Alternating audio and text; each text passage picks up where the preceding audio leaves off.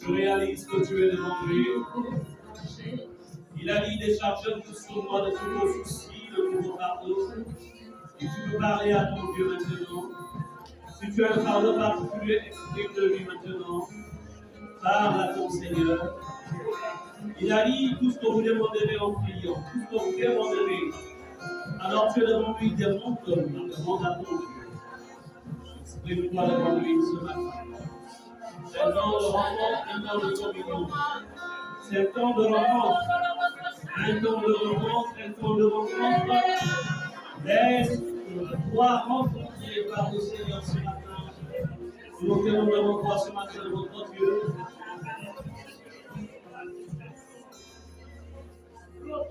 Nous allons jusqu'à ton trône, frayé par ce chemin qui est frayé par le sang de Jésus. Nous venons à tes pieds, Seigneur, venir nous voici. Pour ceux qui sont fatigués, Seigneur, viens ôter nos poids et nos fardeaux. Tu es le Dieu fidèle, continue à parler à ton Dieu, ne t'arrête pas. Il veut t'entendre ce matin. Il veut entendre l'expression. Il veut que tu sois prêt ce matin devant lui.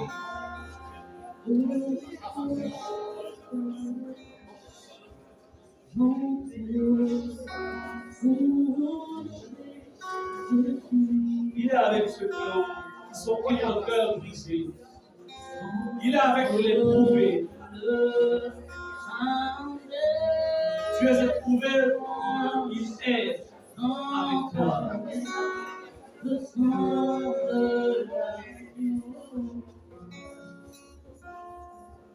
Chante pour la glorieuse, chante pour honorer je suis. Chante dans le Saint des Saints, chante avec le sang de l'agneau.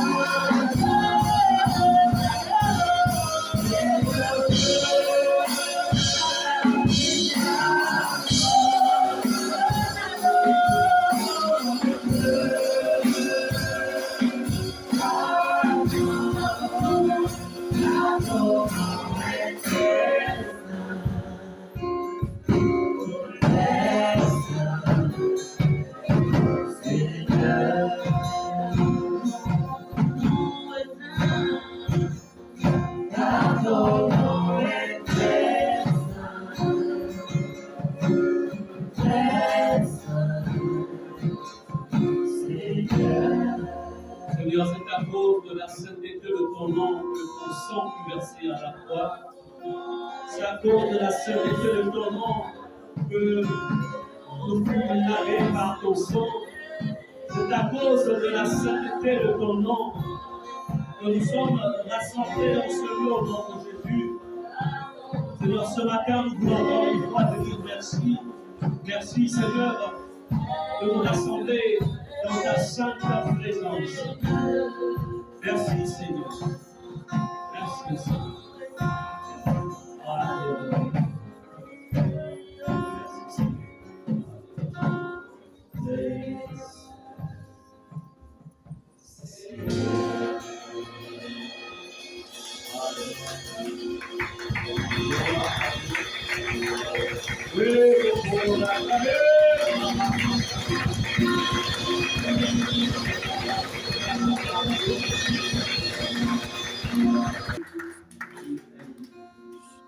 Merci pour vous asseoir.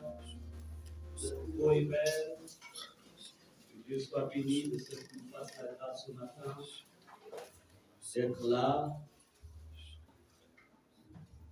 Au-delà de la pluie, dans certaines zones, certains n'ont pas pu se déplacer, mais vous avez pu être là. Vous êtes liés au-delà des intempéries. Je veux aller adorer mon Dieu. Je veux aller adorer le Seigneur avec mes frères. Il est présent au milieu de nous ce matin. Nous ne pouvons peut-être pas le voir avec nos yeux, mais avec notre esprit, nous pouvons saisir sa présence. Car il est celui qui nous a créés à son image et à sa ressemblance, pas selon notre corps physique, mais selon la dimension de l'esprit. Alléluia. Ce matin, nous bénissons le Seigneur, gloire à Dieu. Alors, je voudrais ce matin échanger avec vous. J'appellerai cela un principe. Ça ne va pas être une simple prédication, mais c'est quelque chose que j'aimerais vous communiquer et qui vous permettra en fait de faire attention parce que voyez-vous, en fait c'est une vie qu'on a choisie. Alléluia. Notre maître a dit, je suis le chemin, la vérité et la vie. C'est lui qui est le chemin. Et lorsque nous venons en ce lieu, en vérité, nous venons rencontrer, nous venons nous connecter avec celui qui est le chemin. Mais voyez-vous, pour parvenir à l'enlèvement, pour parvenir, le problème, il faut que dans nos cœurs, nous ayons cette réalité, l'enlèvement. Parce qu'en vérité, vous le savez très bien, tous autant que nous sommes, le monde entier vivra l'enlèvement, mais le monde entier ne sera pas enlevé. Amen.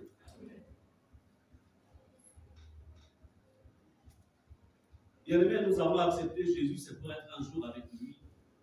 Comme il a dit, je vais vous préparer une place auprès de mon Père. Quelles que soient les expériences ou les rêves que nous pouvons avoir sur la terre.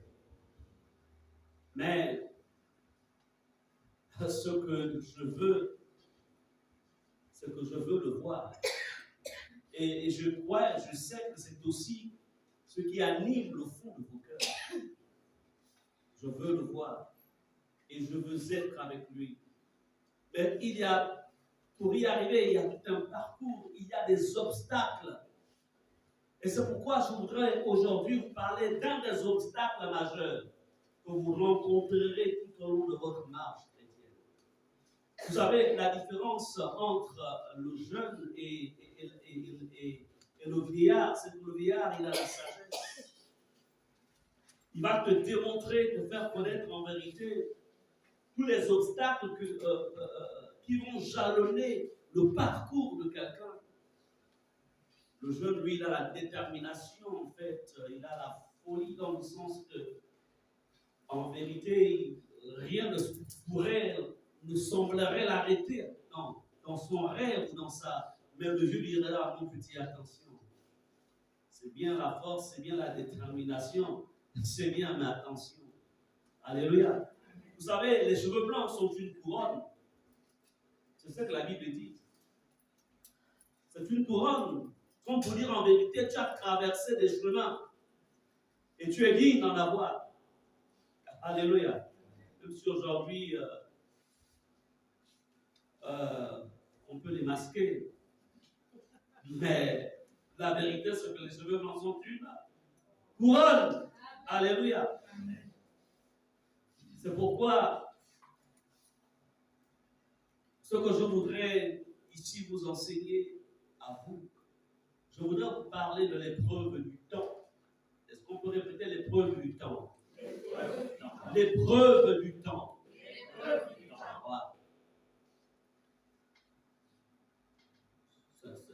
C'est un titre, je dirais, qui paraît peut-être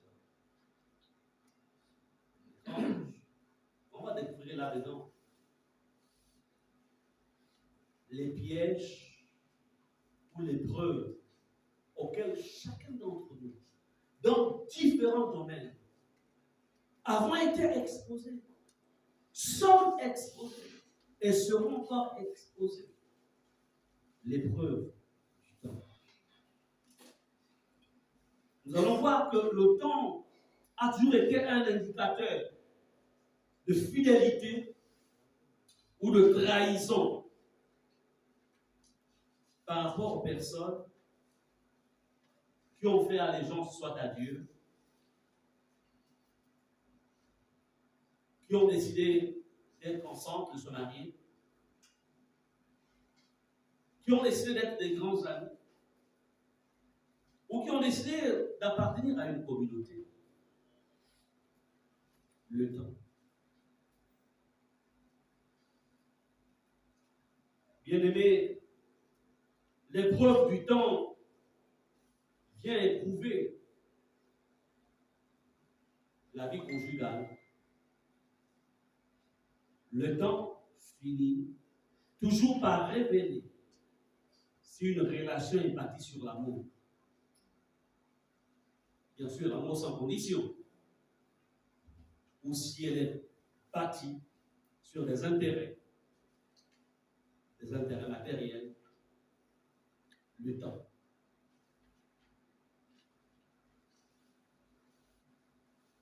Le message d'aujourd'hui vous permettra de vous évaluer. De vous évaluer vous-même dans votre marche par rapport à Dieu, dans votre marche par rapport à son œuvre et ce ministère. À vous qui me suivez, qui n'avez peut-être pas pu être là, mais qui êtes connectés, l'épreuve du temps. Le temps finit toujours par révéler qui sommes-nous en vérité. Qui suis-je? Oh, ce n'est pas l'estrade qui révèle. Ce ne sont pas les dons de la chanson qui révèlent. Ce n'est même pas un sourire qui révèle ce que je suis. Ce n'est même pas le taxi que je peux te donner qui révèle qui je suis. Mais le temps. Alléluia. Bien-aimé, qu'est-ce que le temps passé? Le temps que tu passes, que tu as passé, que tu es en train de passer dans cette communauté. Le temps que tu es en train de passer avec Dieu. Qu'est-ce que le temps est en train de révéler, de dévoiler dans ta vie? Lorsque tu es arrivé, il y a un visage, il y a une attitude, il y a eu un zèle, une détermination. Mais avec le temps, qu'est-ce que cela révèle? Il y avait même de la soumission. Il y avait même une apparente vie de sacrifice. Mais avec le temps, qu'est-ce que cela révèle? Qu'est-ce que c'est en train de révéler? La trahison ou la loyauté. Toi seul, tu sais. Et Dieu aussi sait. Moi aussi, je le saurai. Qu'est-ce que le temps est en train de révéler dans ton foyer? Dans ta vie de fiancé, si tu es. Qu'est-ce que le temps est en train de révéler? La fidélité ou l'infidélité à l'alliance que tu avais tissée devant Dieu ou que tu veux tisser? Qu'est-ce que le temps est en train de révéler? Le temps. Qu'est-ce que le temps est en train de révéler dans ta vie de famille? Te concernant. Quand tu étais enfant, tu paraissais être soumis, obéissant, serviable. Mais avec le temps a révélé qu'en vérité, ce n'est pas ce que tu étais. Tu étais quelqu'un qui avait un caractère caché, un caractère difficile. Le temps. Le temps finit toujours par révéler ce que tu es. Bien aimé, le temps restera un indicateur qui finira par révéler ta véritable identité. Je voudrais vous dire une chose, je peux avoir des divergences avec quatre membres. On peut ne peut-être pas se comprendre. Mais si je me mets à l'injurier, parce qu'il aurait peut-être posé un acte qui n'était pas bon, en vérité, c'est le temps qui a fini par révéler que j'étais quelqu'un d'impoli envers les adultes. Ce n'est pas parce qu'il a posé un mauvais acte. Mais l'impolitesse qui était cachée a permis que par la mauvaise attitude qu'il a, l'acte qu'il a posé va révéler l'impolitesse. Le temps. Est-ce que vous comprenez cela? Le temps reste un indicateur qui révèle ta véritable identité. Qui révèle ton engagement. Qui révèle ton sérieux ou ton manque de sérieux. Le temps. C'est le temps qui fait en sorte que lorsqu'on est faible, lorsqu'on n'est pas encore fort, lorsqu'on est pratiquement encore rien, on semble être un agneau. On semble être quelqu'un d'appréciable, quelqu'un de bien. Mais le temps, il suffit seulement. 20 ans plus tard, celui qui hier était faible devient fort. Le temps va révéler si véritablement il était humble ou si c'était la faiblesse qui le rendait humble. Devenu fort, il devient orgueilleux. C'est qui révèle cela? Le temps.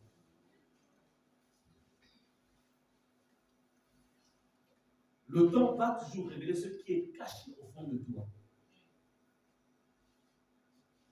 Pour nous aider à comprendre davantage ce que Dieu veut nous enseigner sur le temps, sur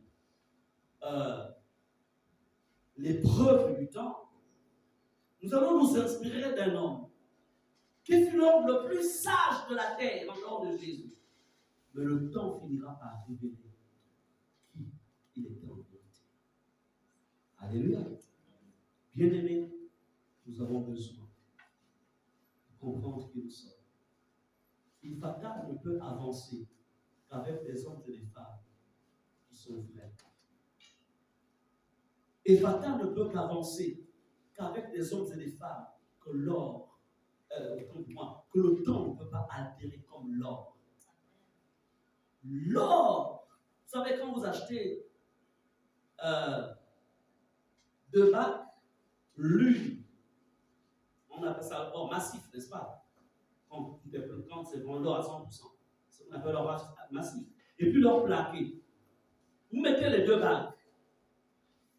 Lorsqu'on les voit, on dira, tout c'est C'est l'ordre. C'est la même. Mais le temps fera en sorte que l'or plaqué commence à changer. Par contre, l'or, la bague dont l'or est massif, rien ne peut changer. Prenez cela, mettez ça dans le feu, ça reste toujours l'or. Vous mettez ça sous la mer, même le sel ne peut pas enlever sa valeur. Rien n'altère l'or. Le temps. Le temps. Ah, vraiment, pasteur. Ah, frère. Donc, souvent c'est dans le. C'est même pas parce qu'on ne veut pas avoir le pasteur. Souvent, c'est dans le quartier, ou bien sous le manguier là-bas, parce que c'est là-bas l'Assemblée nationale des fraternités, sous le manguier là-bas. Tout se règle là-bas. Il y a les députés, il y a les sénateurs, tout ça se passe là-bas. Ah oui, moi, vous savez, moi, ça me fatigue. Maman, il pas maman, ah, le pasteur, le temps. Quand il venait d'arriver, il ne parlait pas comme ça. Le temps a fini par révéler. Le temps. Le temps. Au début du mariage, là, c'était toujours. On entrait toujours avec peut-être, je ne sais pas, quelque chose à donner à sa femme. Ou bien on entrait tôt. Il fallait être avec sa femme. Maintenant, on peut au travail à 22 heures. Ah, tu sais vraiment, là, c'était dur dehors. Ah, mais chérie, tu passes pas le temps à la maison. Oui, mais tu sais, oui, mais je sais avec qui je suis quand même là. Il faut que je sois avec mes amis. Mais au début, c'était la femme son amie. Mais avec le temps, il se rend compte que la femme peut être son amie. Il faut l'ami du Lord. Le temps. Hein, les couples solos. Le temps. Couple Ousou, madame. Le temps. Faut que je sache. Monsieur, madame, les autres sont. Ah, pour mes hindous. Faites attention avec le temps. Le temps. Le temps. Couple Moussavou. Le temps. Le temps reste un piège pour nous tous. Le temps. Alléluia. Le temps. Il m'arrive parfois, je suis là au salon, à une certaine heure, je suis là. Puis madame me dit, mais chérie, mais tu es où? Je dis, chérie, je suis. Ah, c'est le temps. Au début, fallait être toujours à côté. Mais le temps attire des habitudes. Le temps. Ça nous guette tous. Mais le problème, c'est qu'il ne faut pas que le temps te contrôle. Tu dois contrôler le temps. Si le temps te contrôle, tu tombes dans un piège. Allons-y apprendre de Salomon. 1 Roi chapitre 2, verset 1 au verset 3. À la fin, Erson, tu viendras me voir au bureau. C'est pas vrai. Amen. Ok. Je ne sais pas trop comment ça s'est passé là-bas. Il faut que je sois sûr qu'il y a eu des Françaises qui ont touché là.